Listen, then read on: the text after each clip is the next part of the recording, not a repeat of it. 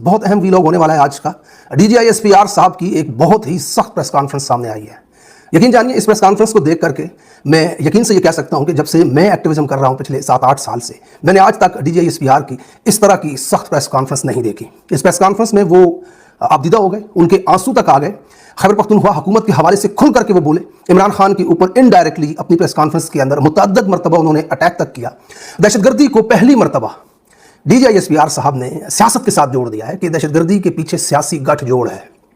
इस press conference के अंदर क्या क्या बातें हुई, हकीकत के कितने करीब हैं, हकाइक दूसरी तरफ क्या है, तमाम तफसीलात आपके सामने रखता हूं। पाकिस्तान ने अफगानिस्तान के ऊपर स्ट्राइक की और उसके जवाब में आज भारत के अंदर मौजूद अफगान तालिबान के जो वजीर खारजा हैं, उनका एक बड़ा टू द पॉइंट पाकिस्तान को रिप्लाई आया है। उन्होंने बहुत ही वाज़े अल्फाज में पाकिस्तान को वार्न किया है, इनफैक्ट धमकी तक उसमें उन्होंने दे दी है। तमाम स्टोरी आपके सामने रखता हूँ। DGISPR साहब का बयान एक एक करके मैं जो अहम बातें उन्होंने प्रेस कॉन्फ्रेंस के अंदर की हैं वो आपके साथ शामिल करूंगा। सोशल मीडिया पे लोग इनको क्या जवाब दे रहे हैं इस हवाले से, और हकीकत क्या है, हकाइक किस तरफ है, इसके ऊपर बात करेंगे। DG साहब कहते हैं कि जो खैबर पख्तूनख्वा में दहशतगर्दी है उसके पीछे सियासी और मुजरमाना गठजोड़ है। अब सियासी गठजोड़ से मुराद पाकिस्तान के अंदर सियासी जमातें बहुत सारी हैं, आपके इल्म है। यहाँ पे DG साहब किन के बारे में कहना चाहते हैं?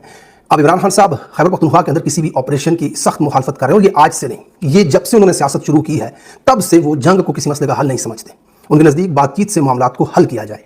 तो ये जो सियासी गठजोड़ है, और फिर स्पेशली खान साहब का ये फैसला कि वहाँ पे वज़ीर आला को तब्दील किया जाए, और तब्दील करने की वजह वाज़ेह तौर पर उन्होंने बताई कि खैबर पख्तूनख्वा के अंदर अली अमीन गंडापुर साहब जो हैं वो अमन अमान कायम करने और वफाक और एजेंसियों की पॉलिसियों को रोकने में नाकाम थे, लिहाजा मैं उनको हटा करके दूसरा वज़ीर आला वहाँ पर नामजद कर रहा हूँ।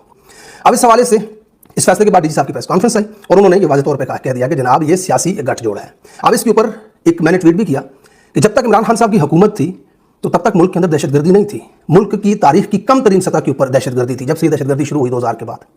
तो जैसे ही इमरान खान साहब गए तो उसके फौरन बाद मुल्क में बदतरीन दहशतगर्दी शुरू हो गई। पाकिस्तान की तारीख का बदतरीन साल रहा है ये 2025।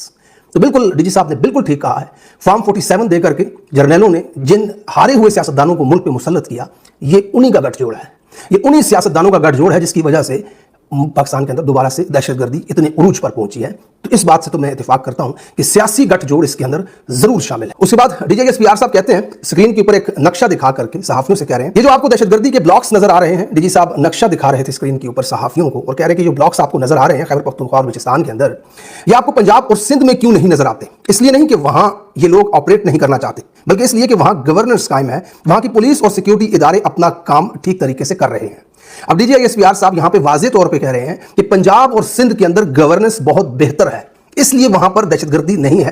खैबर पख्तूनख्वा के अंदर जो हुकूमत, पिछले ज़ाहिर सी बात है पिछली दहाई हो रही है तकरीबन खान साहब की वहां पे हुकूमत है, बल्कि इससे ज़्यादा, तो अब वहां पे गवर्नेंस नहीं है, वहां की हुकूमत जो है उसकी नाकामी है जिसकी वजह